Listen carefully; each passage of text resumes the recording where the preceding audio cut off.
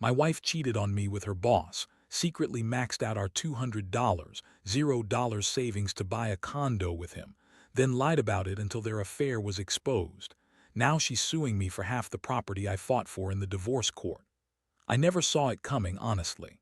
One day everything looked normal. My wife was her usual bitchy self, throwing tantrums over small stuff, but I just chalked it up to stress. We had been together for 8 years, married for 5, and I thought we had a pretty solid life. We had a good house, decent jobs, mine as an architect, hers as a marketing executive, and a savings account that was supposed to be for our future, about $200, $0 tucked away. I was proud of that nest egg. We worked hard, and I believed we were building something real. But then, out of nowhere, things started to feel off, became more secretive. She'd come home late from work, always with an excuse about client dinners or late meetings. She started hiding her phone more, texting under the table or quickly locking her screen when I entered the room. I noticed her avoiding certain topics, brushing off questions about her whereabouts, and most suspicious, she was more flirtatious with her boss, Mark. She'd laugh a little too loud at his jokes, touch his arm when she thought I wasn't looking, stuff I'd never seen her do before. I brushed it off at first. Maybe she was just working late, or maybe I was paranoid. But then I stumbled across a text message on her phone. I wasn't snooping intentionally. I was just trying to find my keys and saw her phone on the kitchen counter. There was a message from Mark, a pretty explicit one, talking about how much he loved their little secret and how he couldn't wait to see her again. My stomach dropped. My heart pounded. I felt like I'd been punched in the gut. I didn't say anything at first. I was frozen, staring at the screen, trying to process what I'd just seen. My mind raced. How long had this been going on? How many times had they seen each other behind my back? Did she really think she could hide it from me forever? I felt betrayed, humiliated, and angry all at once. I couldn't believe I'd been so blind. I had trusted her. We had a life planned out, and now I wondered if any of it was real. The next day I watched her carefully. She was acting normal, maybe a little more aloof, but I knew better. I started checking her phone, her emails, her social media. I found more messages, flirty ones, secret plans, even pictures she had taken with Mark. She was pretending everything was fine, but I knew the truth. She'd been lying to my face for months. All those late nights, the subtle touches, the fake smiles.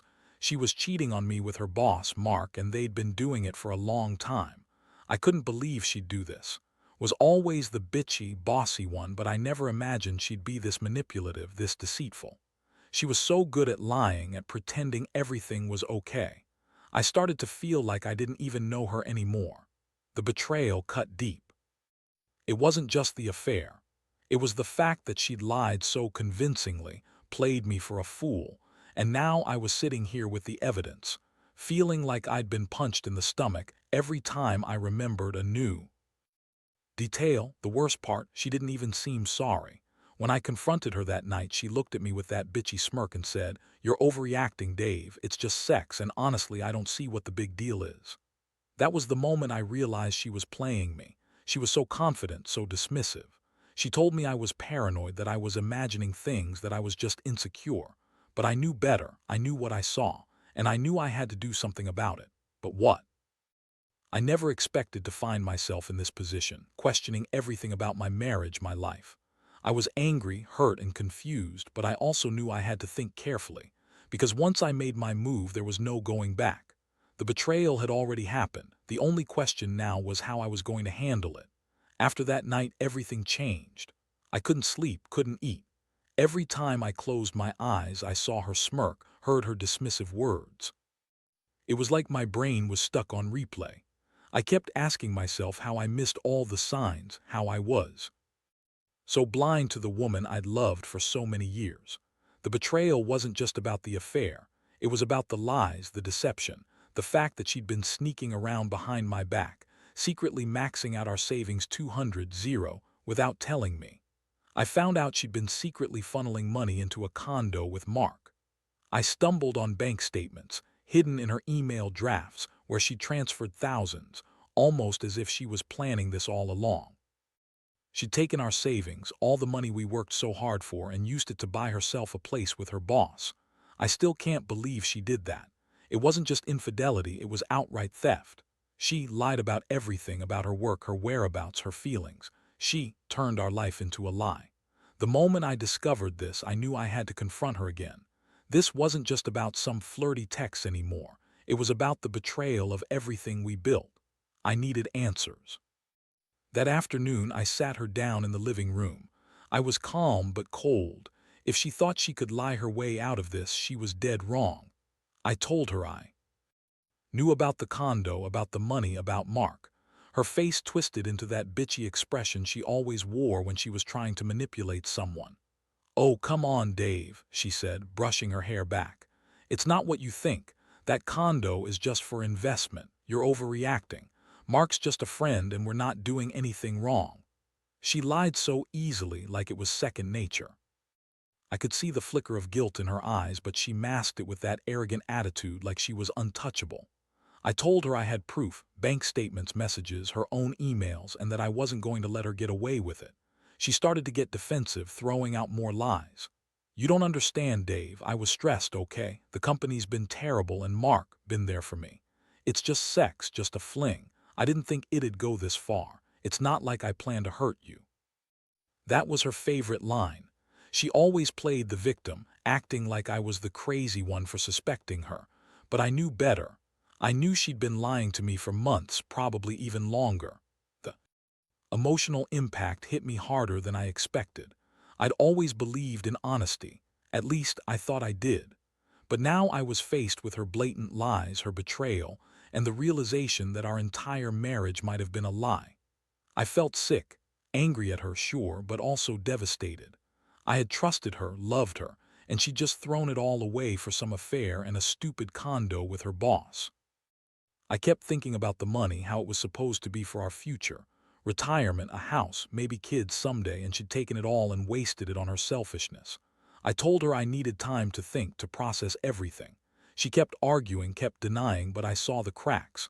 Her voice was shaky, her eyes darted around, and I knew she was lying through her teeth. I felt a mixture of disgust and heartbreak. How could she do this? How could she betray me like this, then lie to my face about it?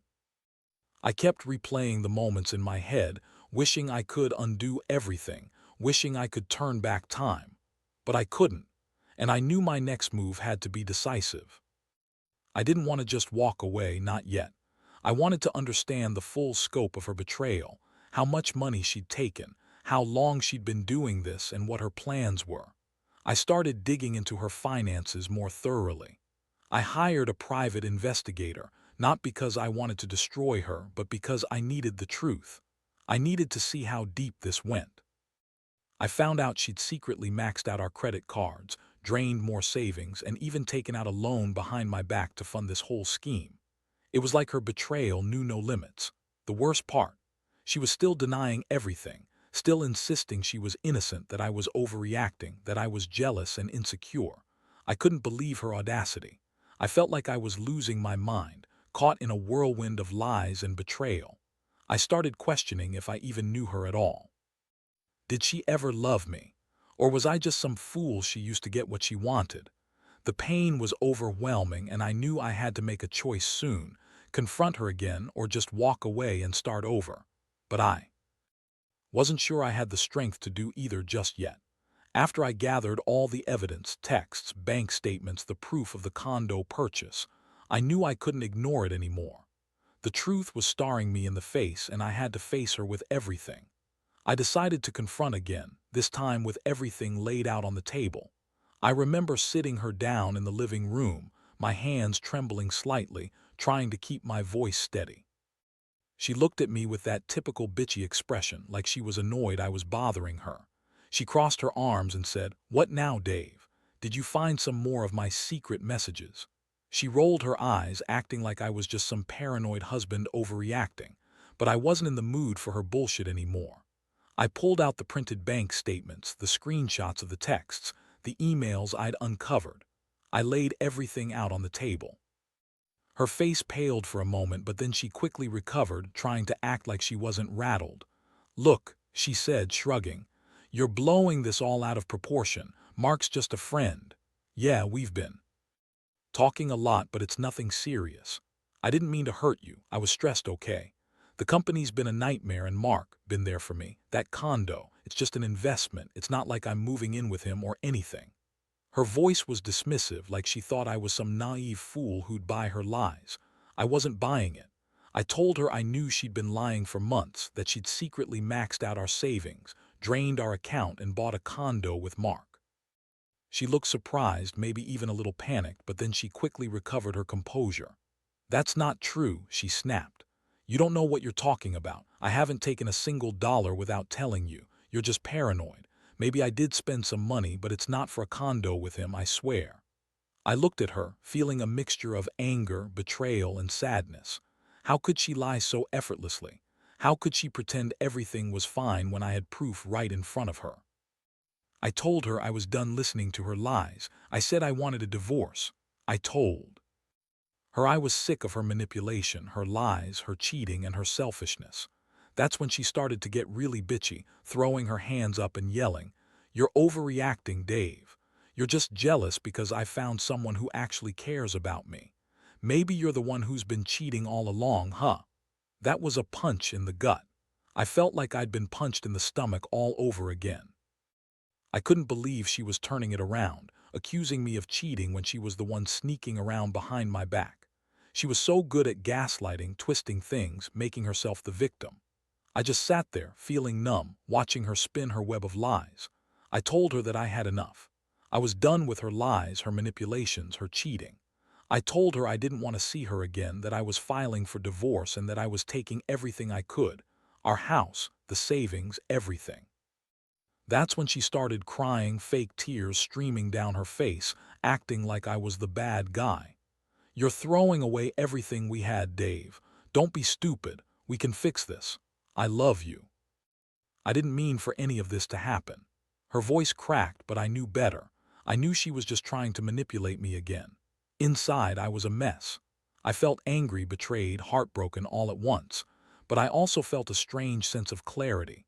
I realized I couldn't keep pretending everything was okay. I couldn't keep living with a wife who lied to me, who used me, who stole from us, and then told me it was just sex or stress. I knew I had to get out to protect what was left of my sanity and dignity. The next few days were a blur. I contacted a lawyer, started the divorce process, and made plans to separate. I also decided to confront Mark, but I kept that part to myself for now. I didn't want to escalate things, but I knew I'd have to deal with him eventually. I also made sure to secure all the evidence I had, screenshots, bank statements, everything, to make sure I'd be protected in the divorce settlement. Looking back now, I realize that betrayal changes you. It's like a punch to the gut that leaves a scar. But I also learned that you can't keep living in denial. You have to face the truth head-on, no matter how ugly it is. Lies and betrayal hurt like hell, but I'm not going to let her destroy me. I'm moving on, rebuilding, and I'll never trust her again. If there's one thing I'd tell anyone in a similar situation, it's this: trust your gut. When something feels off, don't ignore it. Gather evidence, confront honestly, and don't be afraid to walk away if that's what you need to do. Because at the end of the day, your peace of mind is what matters most. The days that followed were some of the hardest I've ever gone through.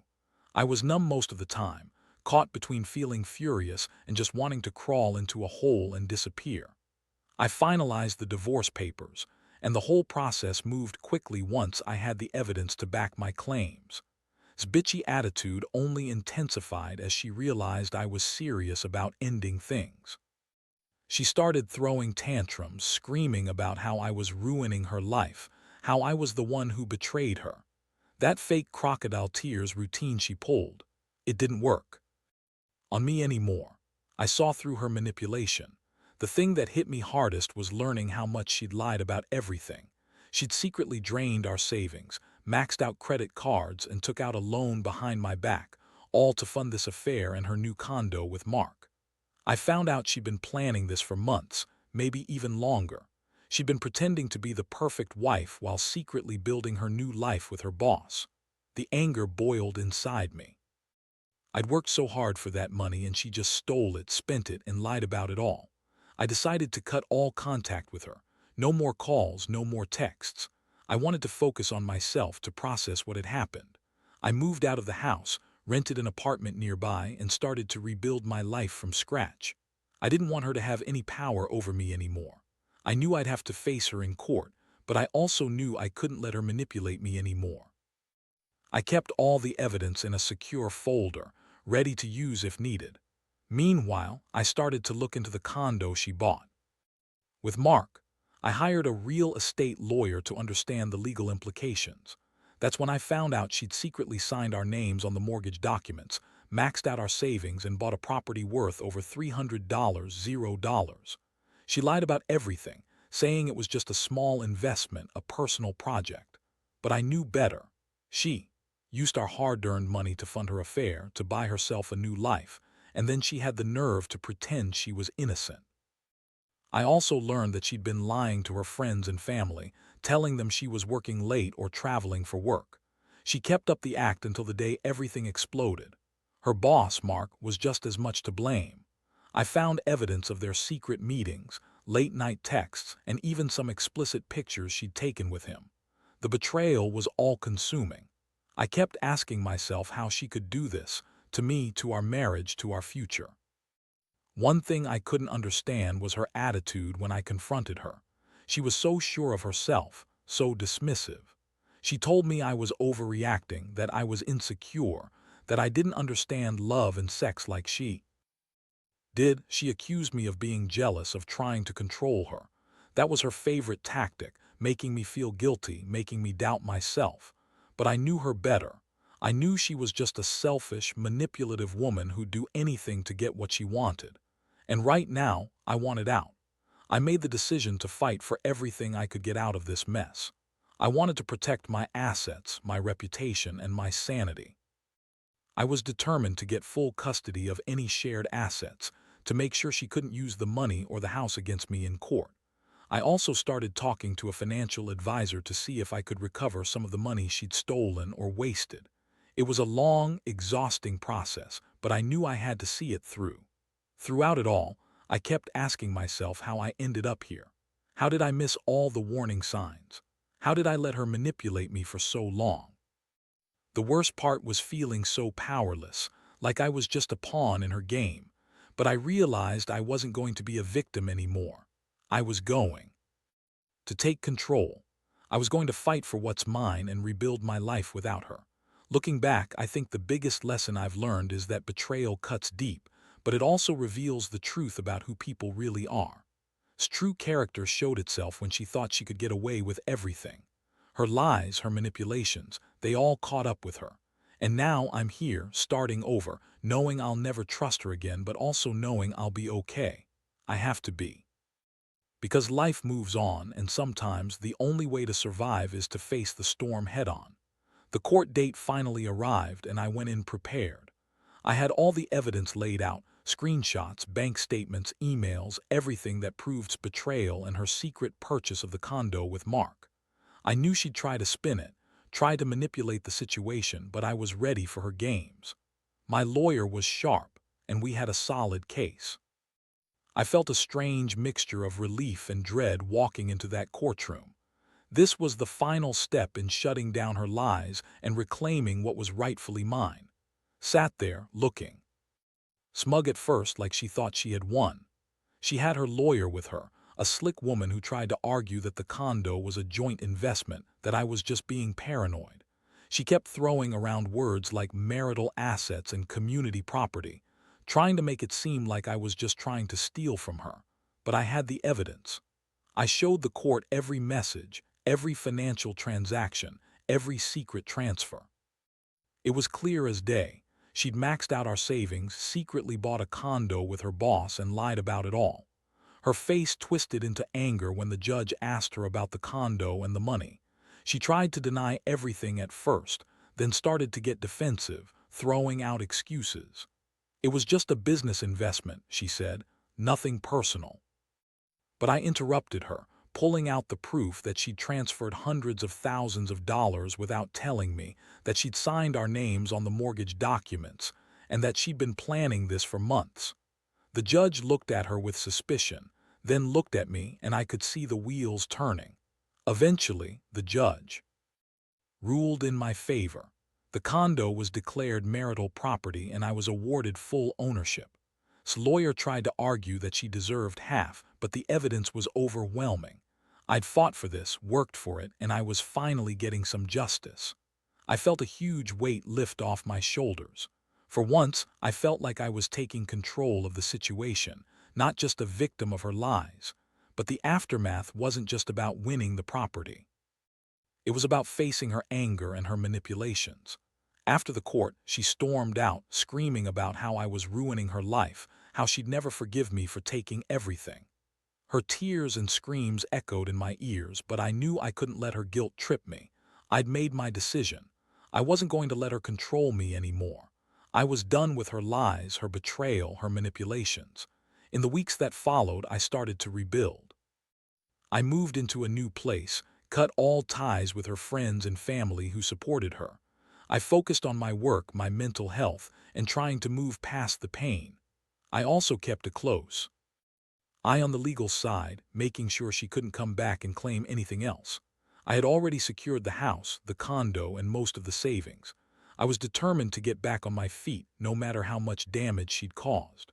The hardest part was dealing with the emotional fallout.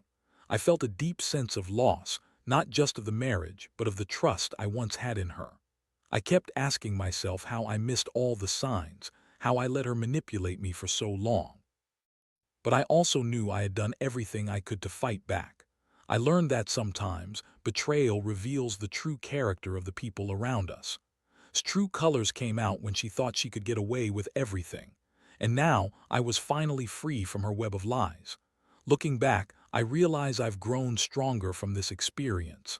Yes, it's been painful, and yes, I still have scars. But I've also learned that I can survive the worst, that I can stand up for myself, and that sometimes the only way forward is to confront the truth head-on. I want to tell anyone going through something similar: don't ignore the signs. Trust yourself, gather your evidence, and don't be afraid to fight for what's right. Because in the end, betrayal might break you for a moment, but it also teaches you who you really are, and that's stronger than any lie. If there's one thing I wish I'd known sooner, it's this: never let anyone take away your power. Stand up, fight back, and remember that you deserve honesty and respect. No matter how deeply you're hurt, you can rebuild. And someday, you'll look back and realize that even in betrayal, there's a chance to find your strength. The months after the court victory were a whirlwind of relief and reflection. I finally had the property, the money, and most importantly, my dignity back. But even with the legal battles behind me, the emotional scars lingered. I found myself waking up some mornings feeling hollow, wondering how someone I loved could turn into a complete stranger, someone capable of lying, cheating, and stealing from me without a second thought. It's a strange feeling, realizing that the person you trusted most in the world was capable of so much deception. I spent a lot of time alone, trying to process everything. I saw a therapist, started focusing more on my career, and gradually rebuilt my confidence. It wasn't easy. Betrayal like this leaves wounds that don't heal overnight. But I learned to accept that I couldn't change what happened, only how I responded to it. I reminded myself that I'd done everything I could, fighting for truth, justice, and my own peace of mind.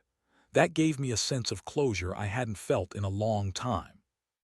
Looking back, I realize how much I've grown from this experience. I became more cautious, more aware of the red flags I'd previously ignored. I learned that sometimes the people closest to us are the ones who hurt us the most, but also that resilience and self-awareness can help you recover. I also came to understand that money isn't everything. Trust, honesty, and respect are what truly matter in a relationship. Betrayal showed me that love without integrity is hollow, and that greed and selfishness can destroy the most sacred bonds. I don't harbor any resentment anymore. I refuse to let her actions define me. Instead, I see this as a painful but necessary lesson, one that taught me to value myself more and to never take honesty for granted. I've moved on, found a new job, and even started dating again, someone who's honest, kind, and respectful. It's a slow process, but I'm finally starting to feel like I can breathe again. To anyone reading this who might be in a similar situation, I want to say, don't ignore the signs. Trust your instincts. Gather evidence if you need to, and don't be afraid to walk away if you have to. The pain of betrayal is real, but it's also temporary. You're stronger than you think. You deserve honesty and respect. Don't settle for less. Life goes on, and sometimes it's only after losing everything that you realize what truly matters. In the end, I've learned that betrayal reveals the true nature of those around us. And I've also learned that the best revenge isn't about getting even or hurting back. It's about reclaiming your life, your happiness, and your peace of mind. I've done that, and I know I'll be okay. Because sometimes the hardest lessons are the ones that teach us how to stand taller, love ourselves more, and trust again. And that's what I plan to do, move forward stronger and wiser than ever.